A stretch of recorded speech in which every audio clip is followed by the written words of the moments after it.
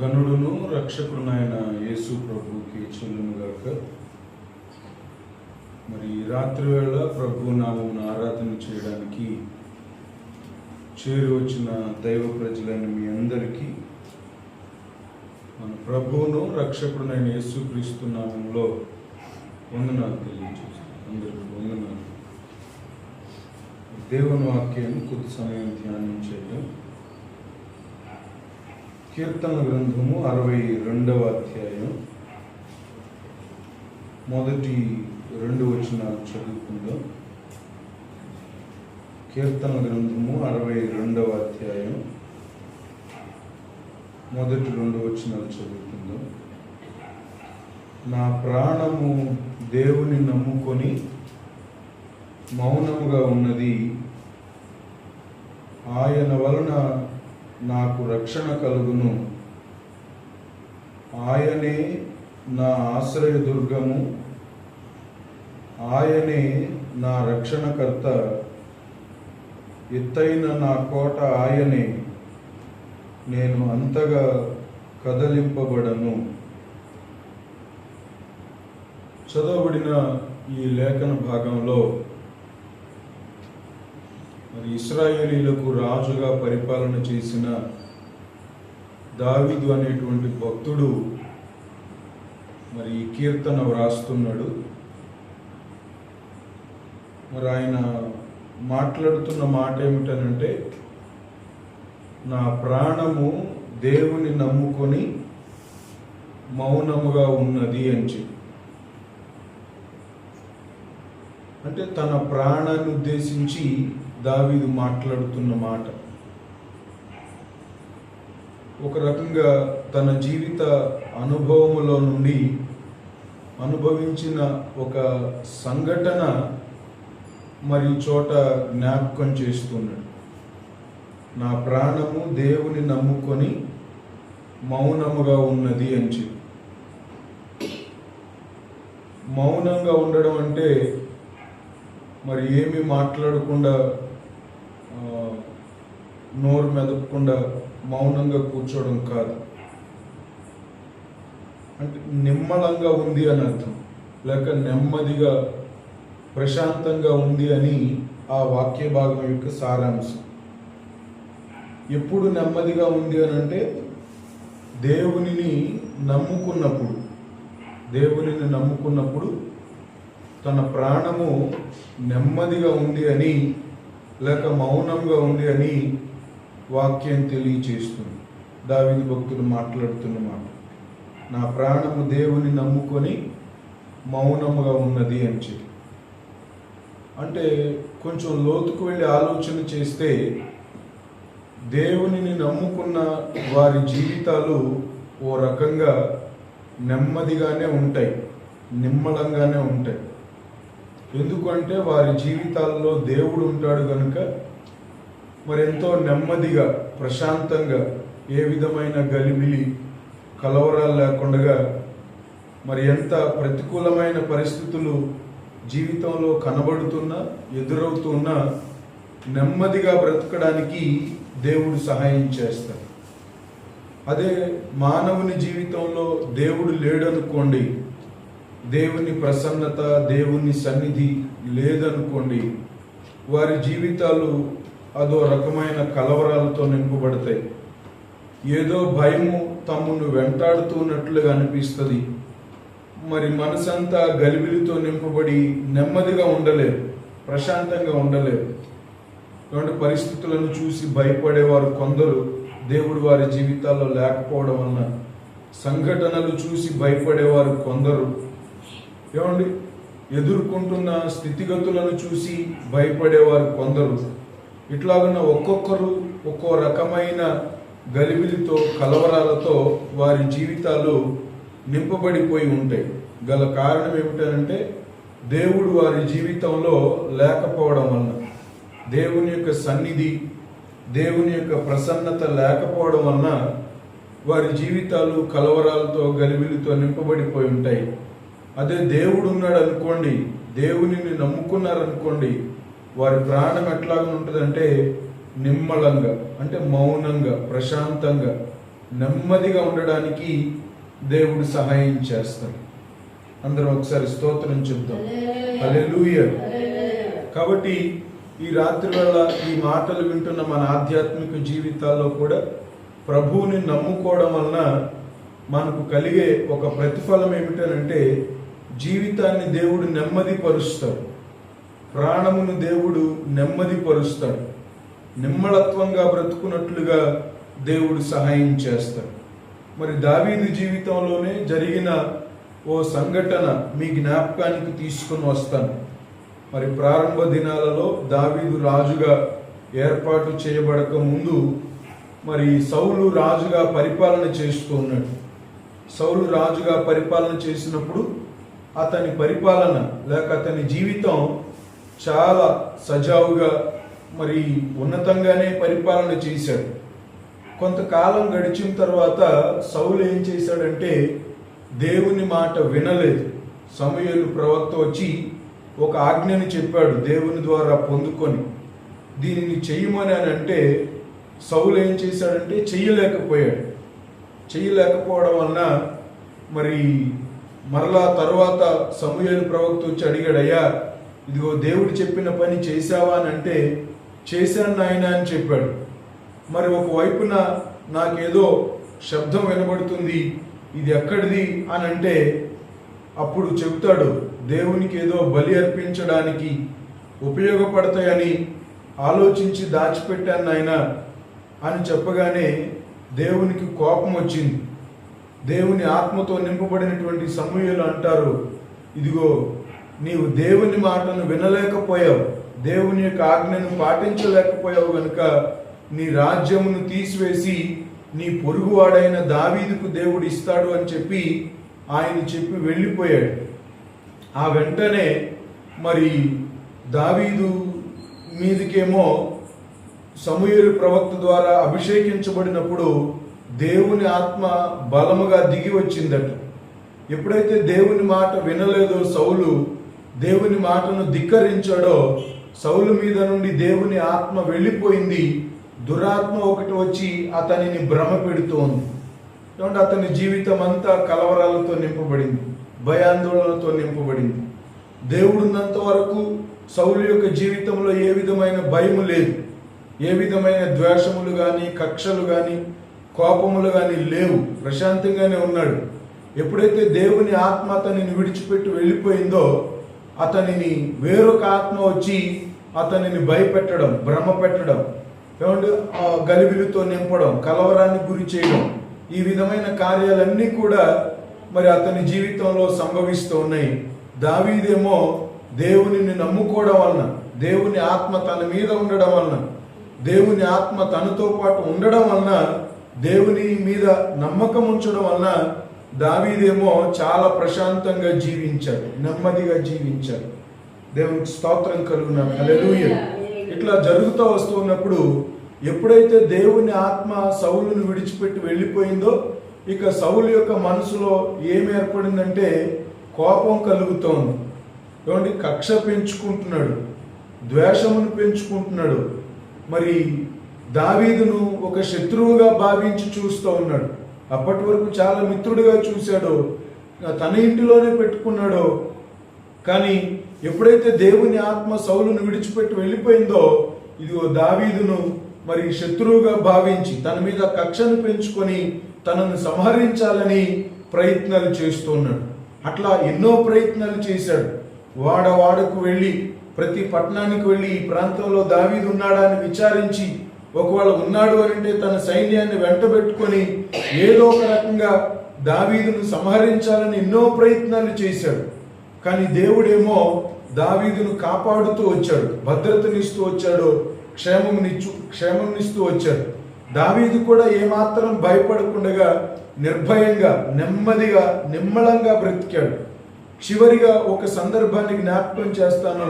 దావీదు జీవితంలో జరిగిన సంఘటన లేఖనంలో సమూయేలు మొదటి గ్రంథము 23వ అధ్యాయంలో చదువుకుంటే అక్కడ ఒక అరణ్యములో ఉన్నాడని దావీదు సౌలునకు వర్తమానం వెళ్ళిందట.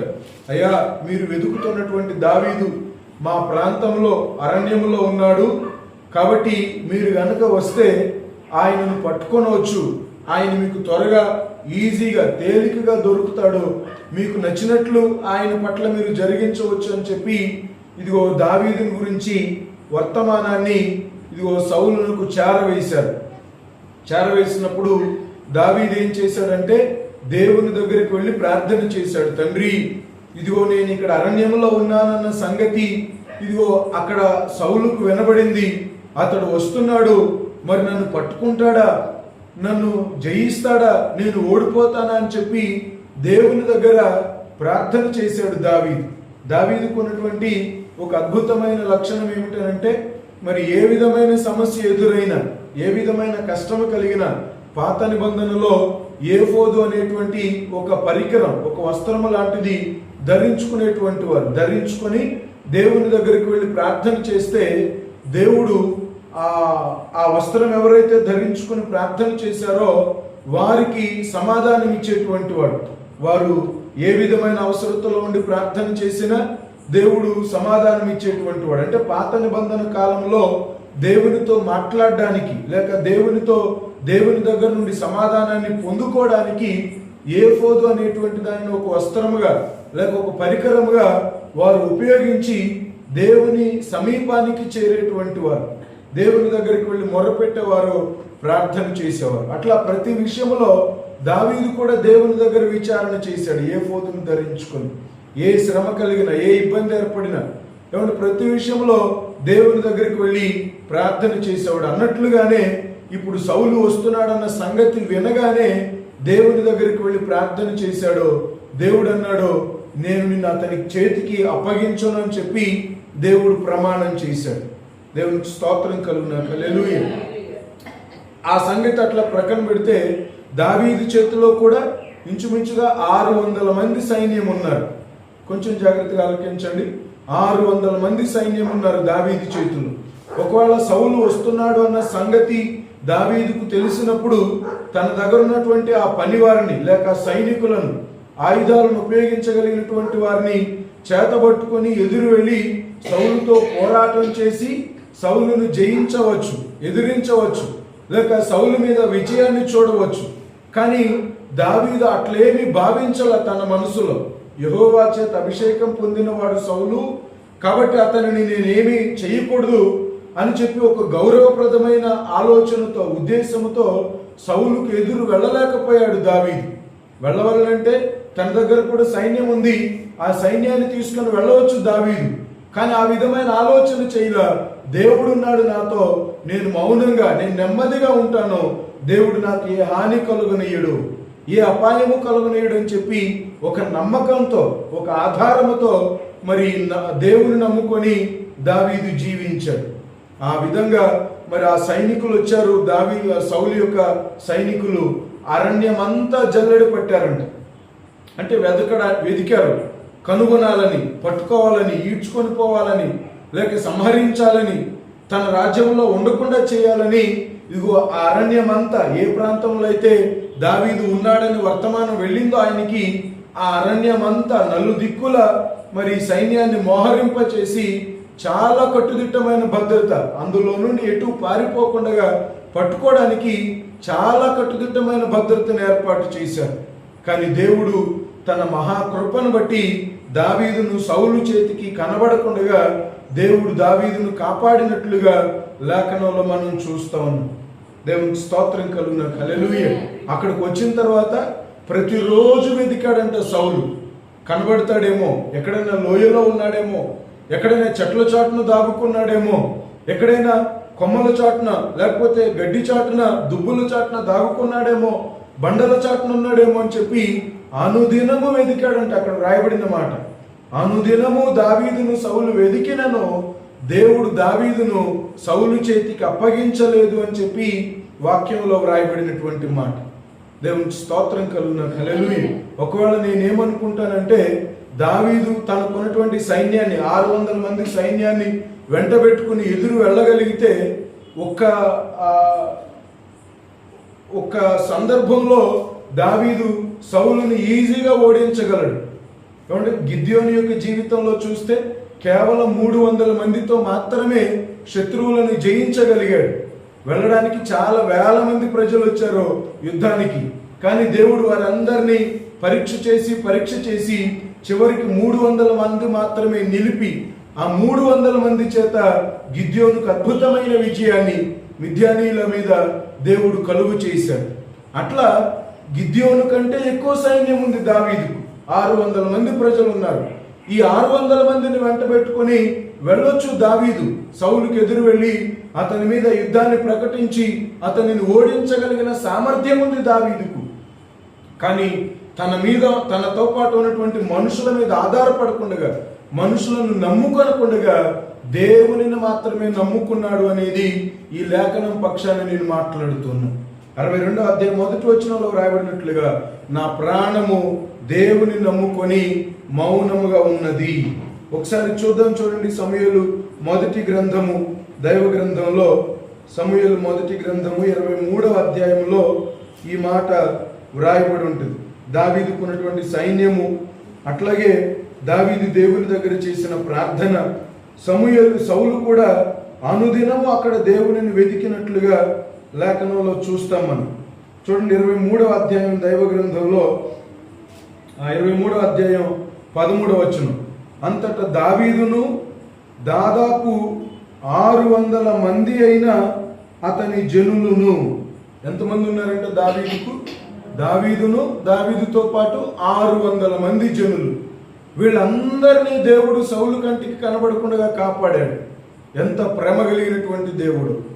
ఏమంటే ఎంత తను నమ్ముకున్న వారి ఎడల వారి నమ్మకాన్ని వమ్ము చేయకుండా వారిని కాపాడాలన్న దృఢ సంకల్పంతో ఉన్నటువంటి వాడు మనం ఆరాధించేటువంటి దేవుడు. 600 మంది సైన్యం ఉన్నారు. సౌలుకి ఎదురు వెళ్ళవచ్చు, ఎదురు వెళ్ళి యుద్ధాన్ని ప్రకటించి యుద్ధం చేసి సౌలును ఓడించవచ్చు. కానీ దావీదు తన సైన్యం మీద, తన దగ్గర ఉన్న ప్రజల మీద ఆధారపడలేదు, వారిని నమ్ముకొనలేదు. 62లో చదువుకున్నాం, దేవుని నమ్ముకుని నా ప్రాణం మౌనంగా ఉన్నది. అట్లా దేవుని నమ్ముకోవడం వలన దేవుడంట కాపాడాడు దావీదుని. క్రిందకు వెళ్తే 14వ వచనంలో దావీదు అరణ్యములోని కొండ స్థలముల యందును జీపు అను అరణ్యమున ఒక పర్వతమందును నివాసము చేయుచుండెను. సౌలు అనుదినము అతనిని వెదికినను దేవుడు సౌలు చేతికి అతనిని అప్పగించలేదు. ఎప్పుడు వెతికాడంట? అనుదినం, అంటే ప్రతిరోజు వెతికాడంట. అంటే అర్థం ఏమిటంటే సౌలు యొక్క ధ్యాస అంతా కూడా దావీదు మీదనే ఉంది. దేవుడు రాజ్య పరిపాలన ఇస్తే సౌలుకు రాజ్య పరిపాలన నేను చెయ్యాలి, నా దగ్గరికి ఎవరైనా ప్రజలు వస్తే వారికి న్యాయం చేయాలి, వారికి సహాయం చేయాలి, వారికి తోడుగా ఉండాలి, నన్ను నమ్ముకొని వస్తారు నా దగ్గరికి అన్న ఈ ఆలోచన లేదు సౌలుకి. తెల్లవారు లేవగానే ఇదిగో దావీదుని పట్టుకోవాలి, అనుదినము వెతికాడంట. దావీదు మీదనే తన ధ్యాస అంతా కూడా.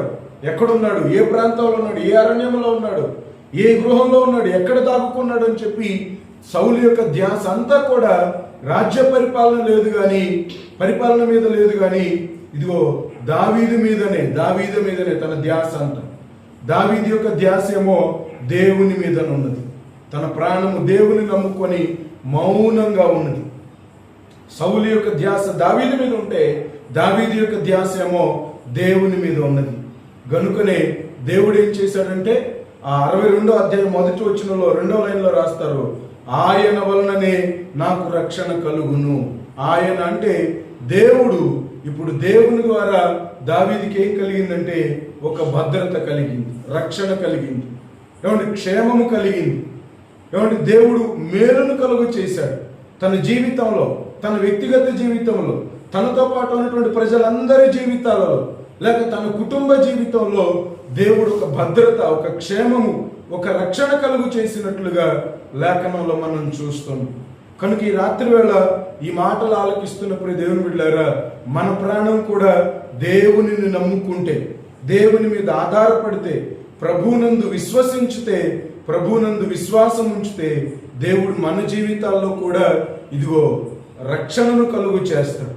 అంటే ఏ విధమైన శ్రమలు, ఇబ్బందులు, శోధనలు మనల్ని వెంటాడుతున్నా, లేక భయాలు మనల్ని వెంబడిస్తున్నా వాటన్నిటిలో దేవుడు ఒక విడుదల, ఒక రక్షణ మన జీవితానికి కలుగు చేసి జీవితము నెమ్మదిగా ఉన్నట్లుగా దేవుడు సహాయం చేస్తాడు.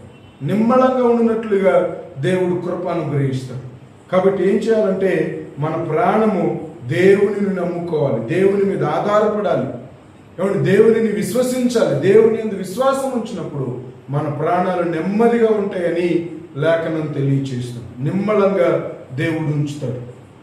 అది దేవుడు లేడనుకోండి, ఒకవేళ దావీదు జీవితంలోనే దేవునికి ప్రార్థించే అలవాటు లేదనుకోండి, తన సైన్యం మీద ఆధారపడేవాడు. తన సైన్యాన్ని ఇదిగో సౌలుకు ఆపోజిట్లో అంటే ఎదురుగా మరి మోహరింపచేసి, ఒకవైపునేమో సౌలు సైన్యం ఉండేది, ఇంకొక వైపునేమో దావీదు సైన్యం ఉండేది. ఇద్దరు కలిసి పోరాడేవారు, రక్తపాతం జరిగేది.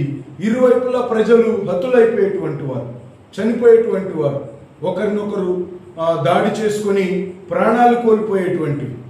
కానీ అట్లా కాకుండా దావీదు యొక్క మనసు లేక దావీదు యొక్క ధ్యాస దేవుని మీద ఉంటే నేను కాపాడబడతాను, నాతో ఉన్నటువంటి ప్రజలు కూడా కాపాడబడతారు, ఎటువంటి కీడు దరిచేరదు, ఎటువంటి రక్తపాతం జరగదు, ఎవరు హతులు కారు, నన్ను నమ్ముకున్న వారు కూడా క్షేమంగా ఉంటారు అనే ధ్యాస ఆలోచనతో దేవుని మీద నమ్మకం ఉంచాడు. అతని ప్రాణము, అతనితో పాటు ఉన్న ప్రజలందరి ప్రాణము కాపాడబడింది. దేవుడు వారందరికీ రక్షణ కలుగు చేశాడు. కాబట్టి రాత్రి వేళ దేవుడు చెప్పేటువంటి సత్యం ఏమిటనంటే ఆయనను నమ్ముకుంటే మనం నెమ్మదిగా ఉంటాం. మౌనంగా నిమ్మలంగా ఉండడానికి దేవుడు సహాయం చేస్తాడు. ఒకవేళ ఆయనను నమ్ముకోలేదనుకోండి, ఆయనను విశ్వసించలేదనుకోండి, ఇదిగో గలిబిలి. చెప్పాను కదా, దావీదు జీవితంలో దేవుడే లేడనుకోండి, అటు నుండి సౌలు వచ్చేటువంటి వాడు, ఇటు నుండి దావీదు వచ్చేవాడు, ఇద్దరు ఆయుధాలు ఉపయోగించేటువంటి వారు, ఒకరి మీద ఒకరు దాడి చేసుకొని ఎందరూ చనిపోయేవారు, ఎంత రక్తపాతం జరిగేదో. కానీ అవేవి కలగకుండా దావీదు యొక్క ధ్యాస ఏమిటనంటే నేను కాపాడబడుతున్నట్లుగానే నా ప్రజలు కూడా కాపాడబడాలి, నేను క్షేమంగా ఉన్నట్లుగానే నా ప్రజలు కూడా క్షేమంగా ఉండాలి. అట్లా జరగాలి అంటే నేను దేవుని మీద ఆధారపడాలి, నా సైన్యం మీద కాదు, నాతో పాటు ఉన్న ప్రజల మీద కాదు నేను ఆధారపడేది, నా దేవుని మీద నేను ఆధారపడాలి. ఆయనను నమ్ముకుంటే ఆయన కలుగు చేస్తాడు నాకు రక్షణ. సౌలు చేతి నుండి నన్ను కాపాడుతాడు, ఆయన నన్ను రక్షిస్తాడు, నాకు భద్రతనిస్తాడు. కాబట్టి ఆయనను నమ్ముకుంటే చాలు అని చెప్పి దేవుని యందు విశ్వాసం ఉంచాడు. దేవుడు సౌలుని దావీదుని ఏం చేశాడంటే కాపాడాడు, రక్షించాడు, వాడు భద్రతనిచ్చాడు. కాబట్టి రాత్రి వేళ ప్రభు మాటలు ఆలకిస్తున్న మన జీవితాల్లో మనం కూడా చేయవలసింది ఏమిటనంటే ప్రభువును నమ్ముకుంటే దేవుడు మన జీవితాల్లో కూడా రక్షణ కలుగు చేస్తాడు. ఏమంటే ఏ విధమైన భయాందోళనలు జీవితంలో కలగకుండా, ఏ విధమైన ప్రతికూలమైన పరిస్థితులు జీవితంలో ఎదురు కాకుండా దావీదుని ఎలాగో కాపాడి రక్షించాడో, తన ద్వారా దేవుని ద్వారా దావీదుకి ఎలాగో రక్షణ కలిగిందో మన జీవితాలకు, మన కుటుంబాలకు కూడా దేవుడు రక్షణ కలుగు చేస్తాడు. కాబట్టి ప్రభు మన జీవితాలకు, మన కుటుంబాలకు తన రక్షణ మెండుగా కలుగునట్లుగా మనం ఎవరిని నమ్మాలంటే దేవుని నమ్ముకోవాలి. మన ప్రాణముతో దేవుని నమ్ముకుంటే దేవుడు నెమ్మదిగా ఉండేటట్లుగా సహాయం చేస్తాడు. ఇట్లా చెప్పుకుంటూ పోతే ఎన్నో సందర్భాలు ఉన్నాయి. కాబట్టి లేఖనం తెలియచేసేటువంటి సత్యం, ప్రభువును నమ్ముకుంటే నిమ్మళత్వం ఉంది, నెమ్మది ఉంది. అట్లా దావీదు ప్రభువు మీద ఆధారపడ్డాడు, తనతో పాటు ఉన్న ప్రజల మీద ఆధారపడకుండా దేవుని మీద ఆధారపడ్డం వలన దేవుడు దావీదుకు రక్షణ కలుగు చేశాడు. మనం కూడా ప్రభువు మీద ఆధారపడదాం, ప్రభువును నమ్ముకుందాం, ప్రభువునందు విశ్వసించుదాం, ప్రభు యందు విశ్వాసం ఉంచుదాం. ఖచ్చితంగా ఆయన వలన దావీదుకి ఎలాగున్న రక్షణ కలిగిందో మన జీవితాల్లో కూడా దేవుడు రక్షణ కలుగు చేస్తాడు. అటువంటి కృప మరి రాత్రి వేళ చేరువచ్చిన మనందరికీ ప్రభు అనుగ్రహించునుగాక. ఆమేన్.